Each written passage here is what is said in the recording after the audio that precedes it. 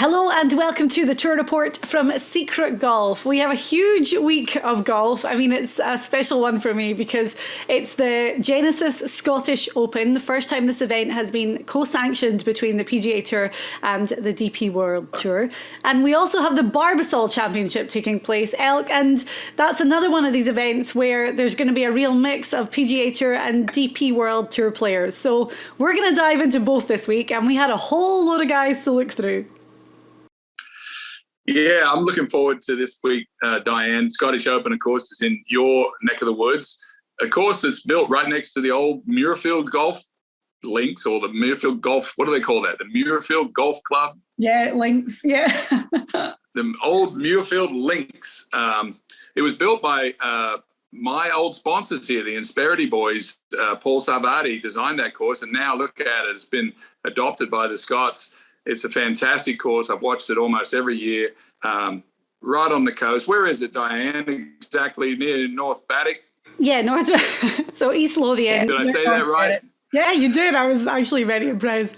And it's, you know, you bring up the American consortium that went to Scotland and bought this land. It was an estate owned by a duke, and your friend Paul Sarvadi, his brother Jerry Sarvadi lives in Jacksonville. My brother knows him well, and Russell stayed at the Renaissance Club a lot. But I was on a plane beside Paul Sarvadi once, flying from Jacksonville back to Scotland before I moved here.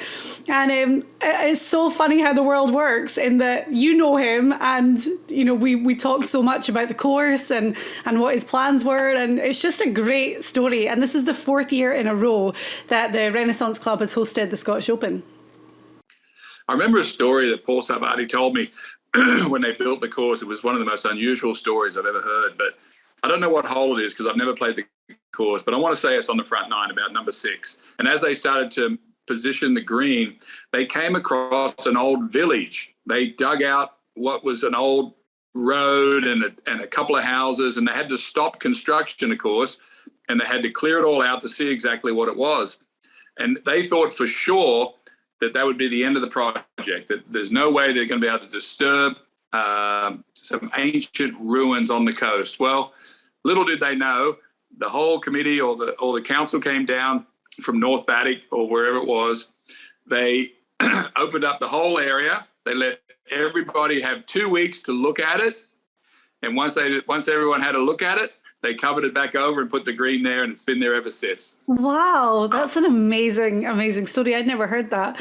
I know that when they bought the land initially in 2005, their big problem is that they didn't have a lot of coastal property. And, you know, obviously they're creating this links golf course, their dream course. You need to have coastal holes, and they didn't actually get permission to build on the land at the coast until 2011, where they built 3 more holes and then could add that into the routing of the course. But obviously, you know, they had this vision, and the vision came to life, and it's been amazing for them.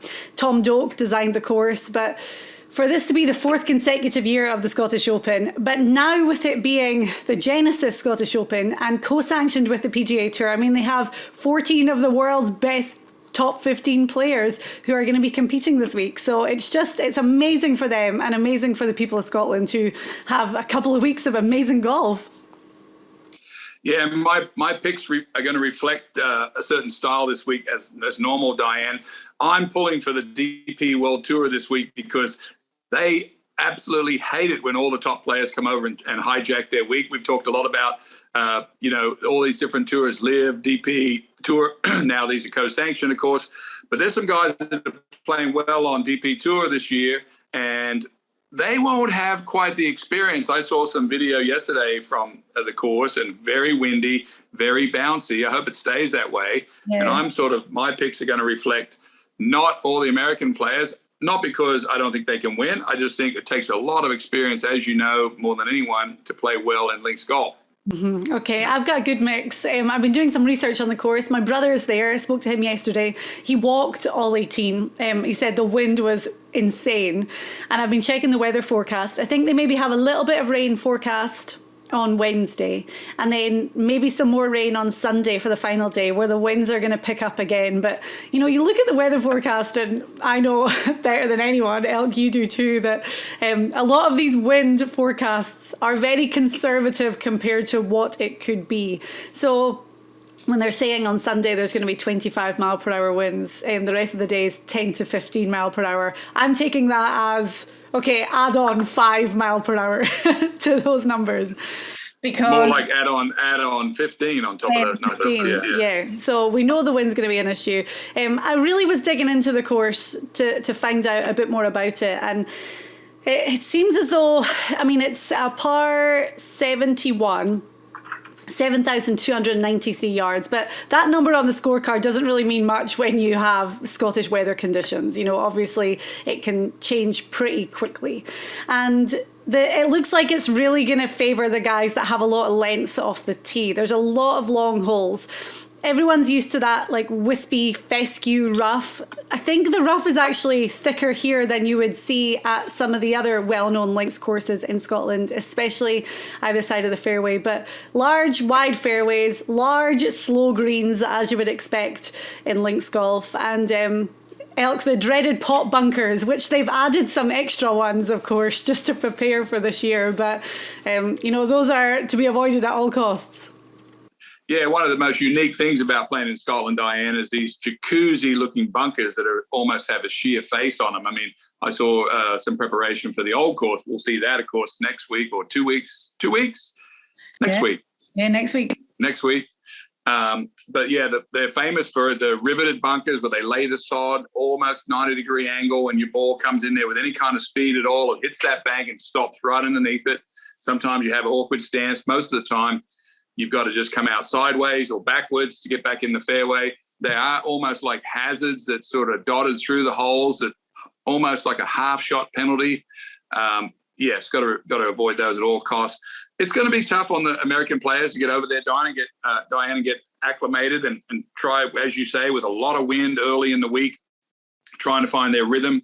Mm-hmm. Look, this field is stacked from top to bottom with top players. Yeah. What other characteristics or what other parts of your game did you really have to fine tune and work on before playing in Scotland? And obviously you're Australian, where you grew up playing in the wind. So that was one part of your game that could transfer pretty easily across in Scotland. But what other parts of your game did you really have to tweak and work on? It's the wind, and knowing how to judge the wind in Scotland. Or any of the link style courses, and the turf. Those are the two characteristics. I used to play a set of blades that had very little bounce on them, almost razor sharp, and they were suited really well for playing over there, because the turf is so tight, as you know, so thin. The ball sits down differently, so you don't get the distance a lot of times, and you finish up driving the ball lower. I'm naturally a lower hitter, pinch the ball and drive it, so it suited me over there. Even though I didn't win anything, I still felt like I could. You almost did. I grew up in Australia, right on the coast. You came close in Scotland. I came close, yeah. But yeah, to win the Open, you're not going to be throwing the ball way up in the air like we see some of the players over here, where you're trying to go for distance way up in the air. Like you're playing in Palm Springs or Phoenix. This is a drive the ball lower. I'm looking down the list here. I see a bunch of guys that are going to have to adjust their game, you know, right at the top. You know, you look at guys like Schauffele, who is playing well in the JP McManus Pro-Am. Could he win, you know, Hartford, JP McManus, Scottish Open, and still be contending at the St Andrews? It's a bit of a Rubik's Cube, Diane, to see how all this is going to line up, because you've got to think about next week. We are thinking about this week, of course, but I'm thinking that there's some good players that I've looked down this field that are going to play very well on links golf. Okay, and we have 3 qualifying spots for the Open Championship up for grabs this week. A lot of guys, obviously, the guys that do well at the Open Championship 9 times out of 10 have played the Scottish the week before. Colin Morikawa was an interesting story last year, because he played the Scottish Open, missed the cut. He said that he just couldn't figure out how to play links golf in Scotland, and then we saw him the following week go to England and win the Open. But it's you know, as you say, there's a real interesting mix between guys who are not used to this at all, and then guys from the DP World Tour who are maybe not playing at the standard of some of the best that have come over from the PGA Tour, but they maybe know the conditions a little bit better. So it's been interesting looking through the field and the odds board to make our picks this week. Yeah, I saw a video that Max Honma put up yesterday playing the Scottish Open practice round where he could throw it closer to the pin than he could hit it with a wedge. And, you know, he's almost onto something, because when you say throw it, and talking about Peter Thompson, the great 5 times British Open champion, came to me. He was the captain of our President's Cup, and I was standing on the first tee at St Andrews one year getting ready for the Dunhill Cup, and Peter Thompson came down and he had a long coat on. It was freezing cold. And he came over, he didn't say a word, and he went into my bag and he wrapped his hand around the wedge, the sand wedge, the 9, 8, 7, and held him off to the side like that. And he looked at me and he said, it was the first thing he said, he goes, "Won't be needing these today, will we?" So Max Honma, when he threw it along the ground and it rolled up there and went pretty good shot. The wedge went up. So yeah, getting the mind ready. Peter Thompson proved it already to me. Like, and I hadn't really thought of it in those terms. But can I chip with a 6 iron or a 5 iron? Of course I can. But you've got to keep the ball on the ground over there. That's a good story. All right, so we have our picks this week, and we're going to each give an outright favourite, one to watch, and then a dark horse. And then we're going to move on to the Barbasol Championship, and we'll talk about that and give some picks for that tournament happening in Kentucky as well. So, Elk, I'll let you start with outright favourite for the Scottish Open this week.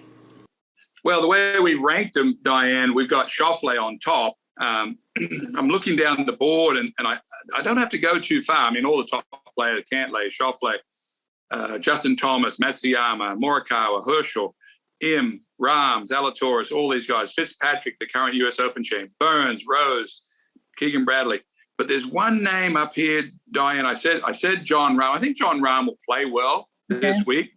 But I got my eye on 2 sort of dark horse type picks for the win this tournament, and they both play over on the European Tour. Okay. Ryan Fox, who just won recently from New Zealand. He's ranked like number 7 on our list this week.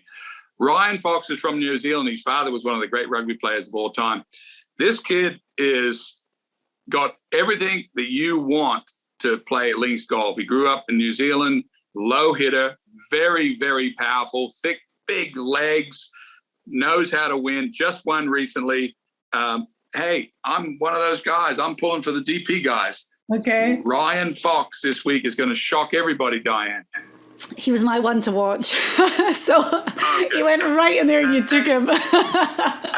But again, you know, I waited, being from New Zealand, being able to play in the wind well. He's had a lot of success over here. Just finished second at the Irish Open last week. He's had top 3s in his last 4 events, 3 top 3s, and 2 of them have been runner-up finishes. And I went through all of his stats, and he's first in birdies per round on the DP World Tour, second in scoring average, third in approach, and third in putts per greens and reg. And looking at his stats, I was like, every category he was up there.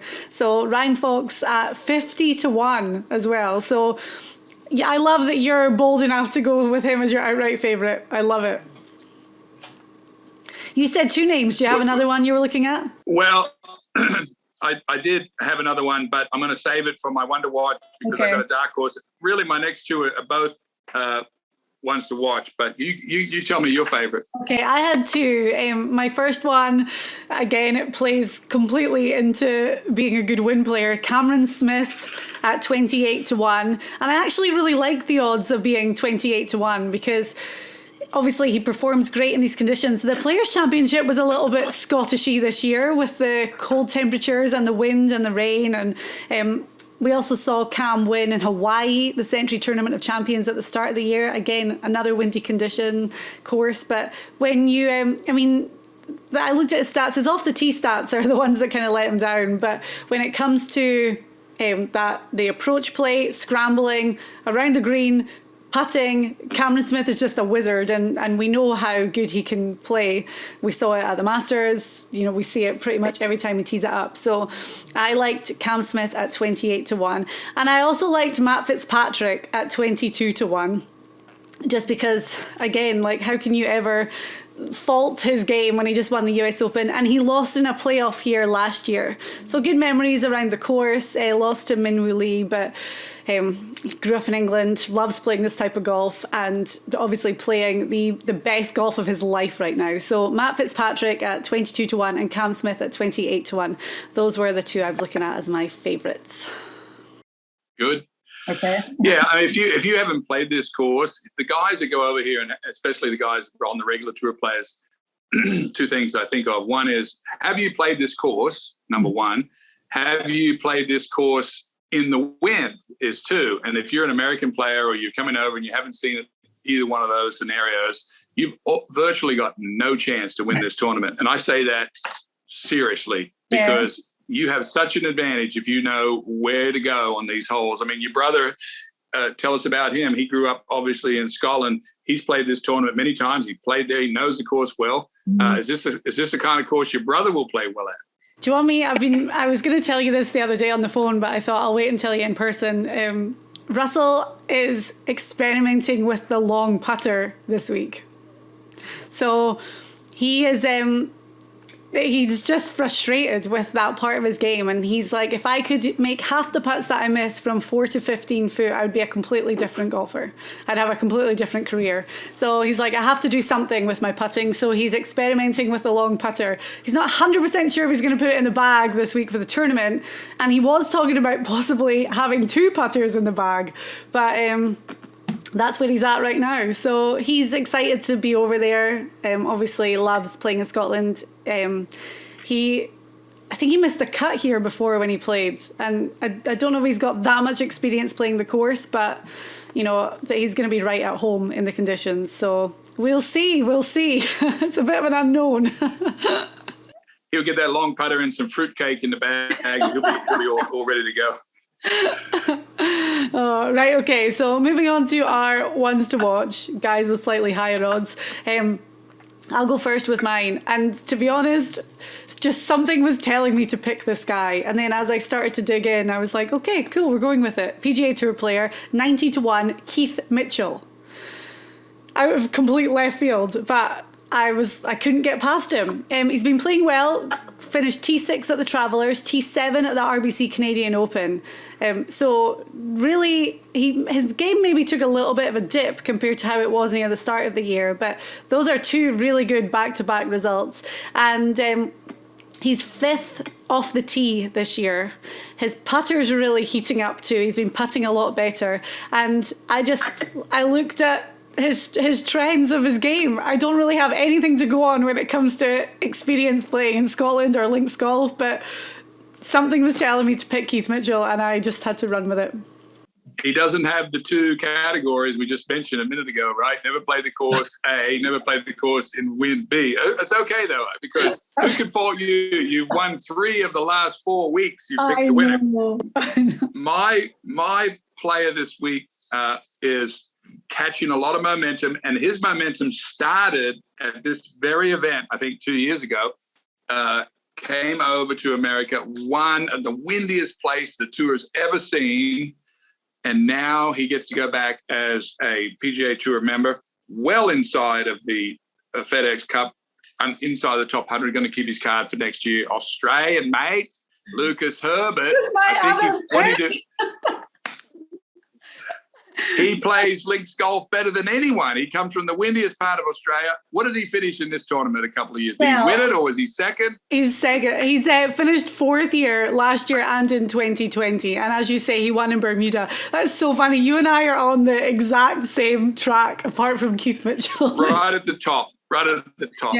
Yeah. But obviously this course 2 years in a row, he's finished in a tie for 4th. And won the Irish, I think, 2 years ago, the week before. Is that right? I can't remember. But he's just, as you say, an elite player. I looked at his stats. His putting is unbelievable. He's got great putting stats as well. So again, like, it's all looking good for Lucas Herbert right now. Good pick. It's hard to putt sometimes, and when you go to Scotland and the greens are flat, it's hard to putt on medium pace greens. It was always hard to hit the ball hard enough, and it takes a while to get going. But these guys that play there every week, they seem like when you get over there, you're watching them, they're just smashing the putts from 10 feet, and it goes 2 feet by. It's amazing how the difference in the turf is over there. Okay, cool. I like all these. So I was going to have my ones that I was between for my ones to watch were Ryan Fox, Keith Mitchell and Lucas Herbert. So we've got that all covered. And then we're going to move on to our dark horse picks. So these guys have to be over 100 to 1. And because Elk, you're allowed a little bit of leeway in this category, as we discussed. No, I don't. I'm going back the other way. I'm well over 100 to 1 this Me week. too. Do you want to go first? My guy's 350 to 1. I'll just preface it with that. 350. Mm-hmm. Well, you go first, because that's a long shot. That's a really long shot. Really long shot. But I thought there's no way in the world I could give my picks for the Scottish Open and not pick a Scotsman. So I'm going with David Law. Now you might be thinking, who? But David Law plays on the DP World Tour, 2-time Scottish amateur champion. And he just came off a 4th place finish at the Irish Open last week. So that got him his place in the Open Championship at St Andrews. So obviously, for a Scotsman to do well in Ireland and then to stamp his card to play in the 150th Open at St Andrews, that's just huge. So congratulations to David Law. But he's had one win on the European Tour. It came in 2019, and it was one of the co-sanctioned events that occurred in Australia. So you've got a Scotsman who won in Australia and did well in Ireland last week. So I'm looking at David Law at 350 to 1. I'm not saying he's going to go and win it, but there's going to be great value in him for a top 20 or a top 10, and I hope he has a fantastic week this week. Well, you're back on track there, Diane, with that pick, because you've got someone that can play links golf for sure with Long. My pick, if I was in Scotland and you and I obviously know this, and we'd be having a coffee this morning, I'd be running down to the TAB where I can make a bet. I would be placing a bet on my guy this week, because these odds are ridiculously high for this man. Okay. 130 to 1. Just won on the tour. Hatong Li from China. Right. Just won 2 weeks ago. Can you imagine? And by the way, does this has LIV implications? Is Hatong Li, maybe is he thinking about live and pull in the China audience? Is that something that would be pretty dramatic? However, that being aside, don't know if that's even true, and not even a rumor put in here first. Hatong Li, can you imagine the pressure on him now that he's won? How good is he playing? Getting ready for this event, Diane. Hatong Li's always been around. He played on the President's Cup team, hits the ball a long way, but now he's won. He's secured that feeling that he's a winner. And at 131, he's absolutely the best long horse shot in this field by a mile. Okay, that's great. I like it a lot. There was I followed the Irish Open quite closely last week just to have a look at who was doing well over there, and there was a few guys that were in great form. Fabrizio Zanotti is 350 to 1. John Catlin, the American, is 200 to 1. Let me find the guy who won last week. He's Polish. He was the first Polish guy to ever win on the DP World Tour. Adrian Maronk, who won last week, 65 to 1 this week. And he jumped all the way up to number 11 when we did our re-ranking. So there's a lot. I mean, we're going to put up our whole re-ranking on the SG Tour app. So go and check it out, and you can really dig through it, and you're going to find a lot of really interesting names with some great odd value this week.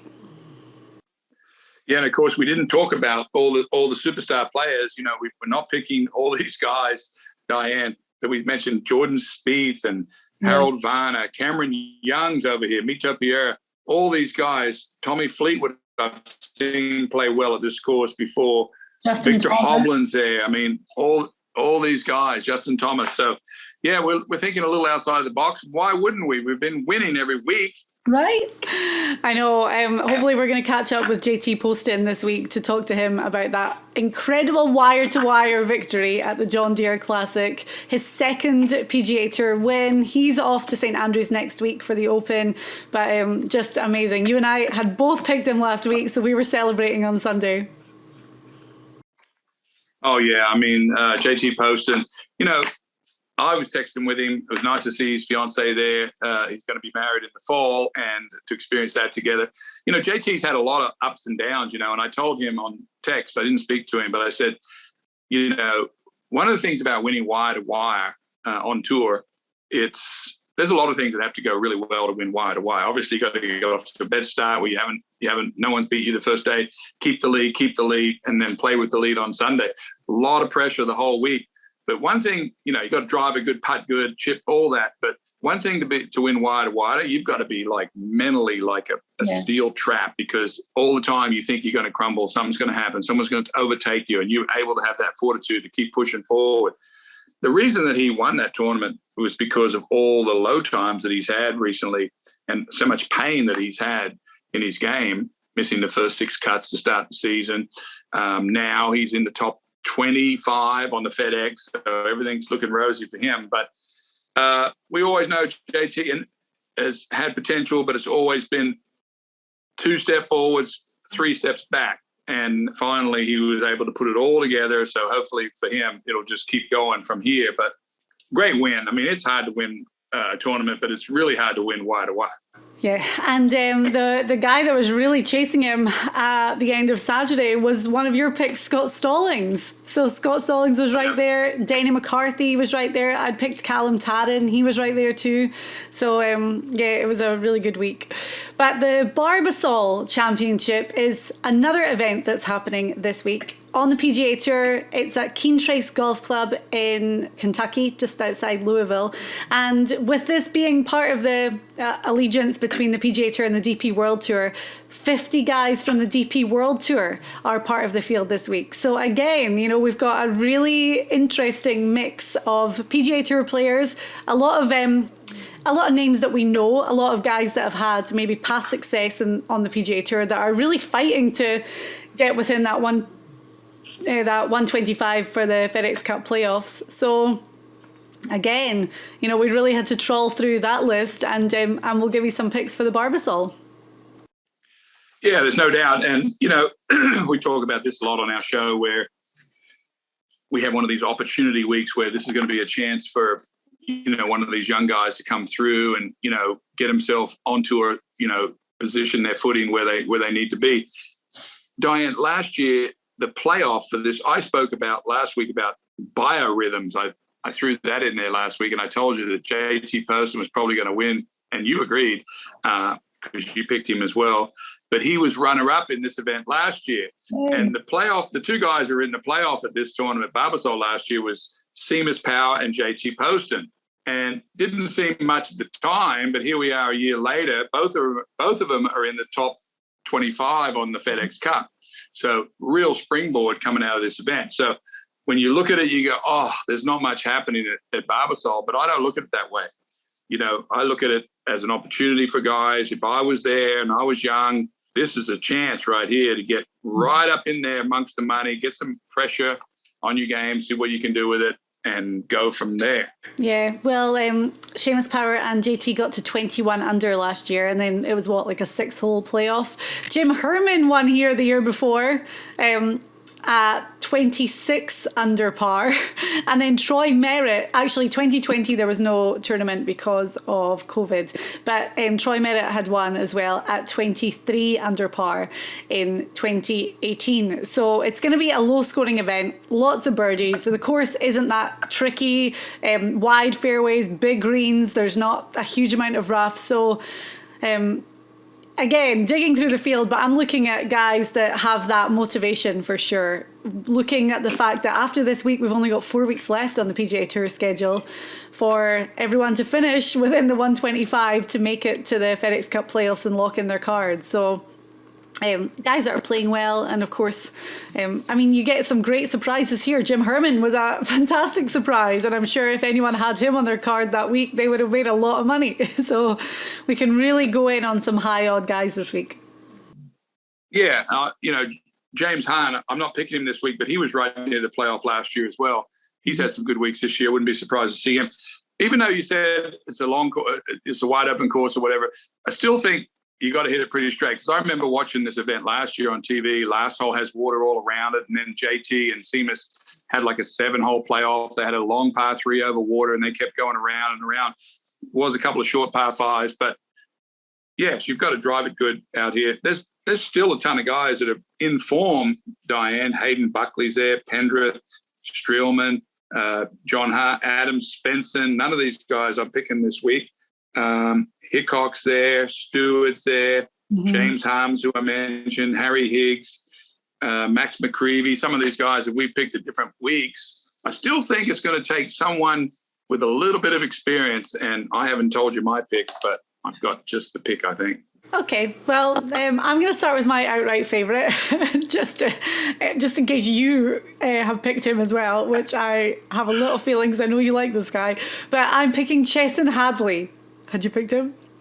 Nope, I didn't pick him, but I looked at it. 35 to 1. Finished T5 at the Travellers a few weeks ago, top 10 at the John Deere last week. He's got really good putting stats and making birdies when it matters. I'd looked at him last week and I had said this, that he leads the tour in round 3 putting and is 7th in final round putting. So I had said, you and I both talked about it, that for Chesson it's a case of making the cut and then he plays great. And it's true because he ended up finishing in a tie for 10th last week. But I think, his game is really trending. It's one of those opportunity weeks. It could be the perfect time for him to capitalise on his good form of late. So Chesson Hadley at 35 to 1. Chesson Hadley was the one that had that really sad finish last year at Congaree, where he bogeyed like the last 3 holes. Yeah. So I going back to the same time of year, I like where you're thinking there. Yeah. I'm going with JT Poston's best friend out on tour, Patton Kizzire, who is from Alabama and is very comfortable in this part of the world. 111th on the FedExCup, and he just saw one of his best friends win last week. Putt's probably just as good as JT Poston, Patton Kizzire, that is. Needs to drive it in the fairway for him to do really well, but I've been watching him closely. He gets hot and cold just like JT, but I think last week's going to do something to him and light a fire under Patton. Okay. And he obviously deserves to be out there on tour. He plays good a lot and has a great 4th round scoring average. Patton Kizzire is my pick this week. What are his odds? I'm going to tell you. You have them? Yep. 35 to 1. Okay, cool. So he's up in there, one of the picks, yeah. Okay, that's great. Right, moving on to our one to watch. I'll let you go first with this one because you actually already mentioned my guy's name, but you said you weren't picking him, so that's fine. Well, if there was ever a definition of one to watch, this kid who played college golf maybe, 4 or 5 weeks ago when they finished out in Arizona, got a sponsor exemption last week, Chris Goddard. Is that right? Yeah, got her up. Got her up. If there was ever the definition of one to watch, he finished top 5 last week in his first event, given a sponsor exemption.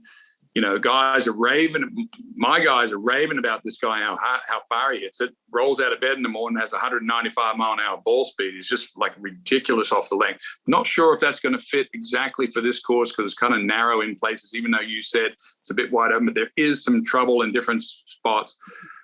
This kid is 25 to 1 in Vegas. I mean, he's on my 3rd sheet over here. What is he? We got him as a B in our game this week. But Chris Goddard, just coming out of college, is now almost poised to be the favorite in his 2nd tour event. Very much unheard of, but we have to watch because he played so well last week, his debut. Mm-hmm. Yeah, great. Okay, I like that. Well, I'm going with someone who's 40 to 1. You mentioned him, Taylor Pendreth.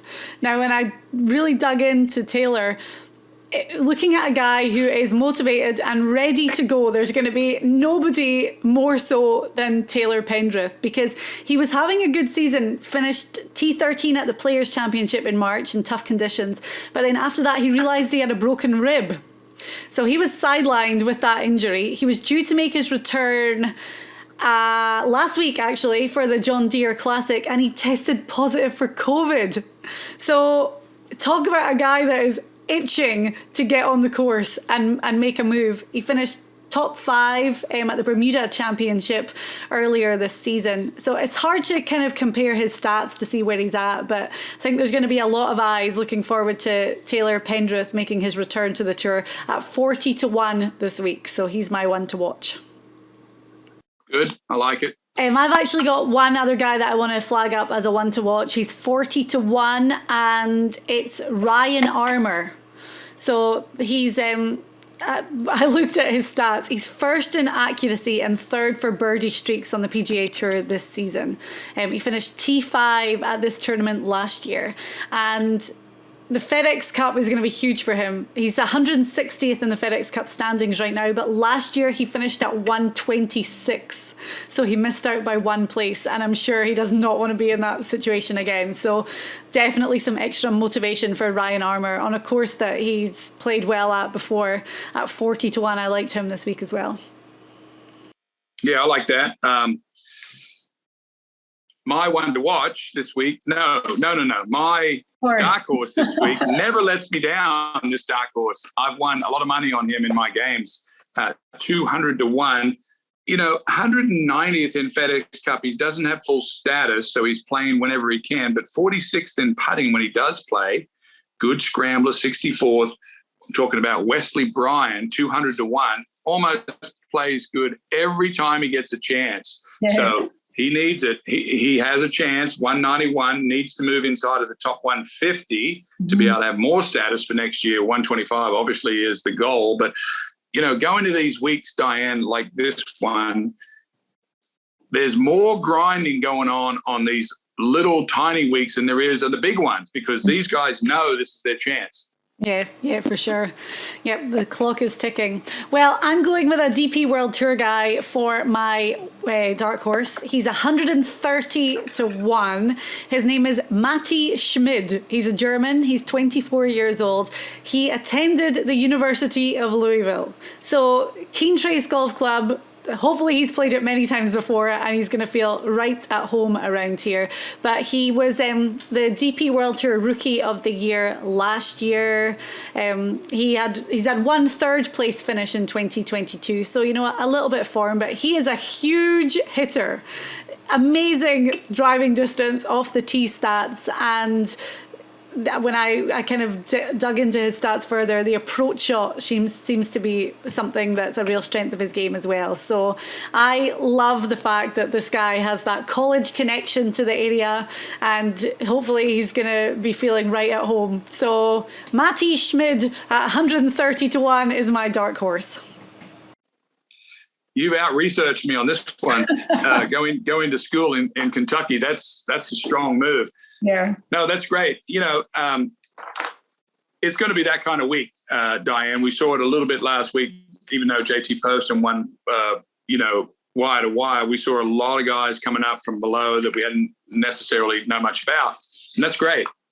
This kid, Chris Goddard, that's very exciting to see what he does. I mean, he could be a Will Zalatoris type player, is what my sources are telling me. Yeah. So it would be interesting to see these players emerge. Another story, and I was going to pick him as my dark horse, but he's only 55-1. Josh Teeter, he's local. He grew up just a few miles from the course, and he's in on a sponsor's exemption. But last year he finished a top 15. 2019 he finished in a tie for 6th. So again, just like huge support for him in the Lexington area. He recently moved back to the area as well, so hopefully he's been playing some practice rounds at Keene Trace to get ready for this. Because again, we talk about the fact that this event could be a real life changer for a lot of guys, a real career changer, and for Josh Teeter definitely. But at 55-1, you could maybe put him in as a one to watch. You're giving me some great picks for my games this week. I love it. Okay. Okay, great. Well, jam-packed this week. As we said, 2 events that we're going to be following along with, the Genesis Scottish Open and the Barbasol Championship. And then we'll just have to keep on going. We talked last week, we did another little extra show about Live Golf and the Portland event that was won by Brandon Grace. We've already said that every single week there's something new to talk about. I think the big news story this week is that 3 players, including Ian Poulter, are allowed to play in the Scottish Open this week after saying that they were going to take it to the courts and it's come back in their favour in the short term to say that they're allowed to play this week. So that's going to be interesting. Yeah, and possibly if the courts decide that Ian Poulter and the guys that play at Live are indeed independent contractors and are allowed to play on these different tours, well, then the tour's livelihood will hang in the balance of the courts. So it'll be interesting to see. Yeah. Well, we'll obviously keep on top of that, and if there's anything else to update with Live Golf, we'll be doing that too. But thank you for watching. Don't forget, play in the games this week. Make sure you check out the SG Tour app, because on there we're going to have all of our media content. We have our full re-ranking of both fields, and you can play games this week for the Barbasol Championship. So go in there, pick your 4-ball team, go up against us. I could see Elk furiously writing down notes because he's the shark. He's the shark of the SG Tour. But check out the app. We have sometimes. Okay, great. Right, thank you for watching, and we'll be back next week for the 4th and final major of 2022. It's the Open Championship in St Andrews.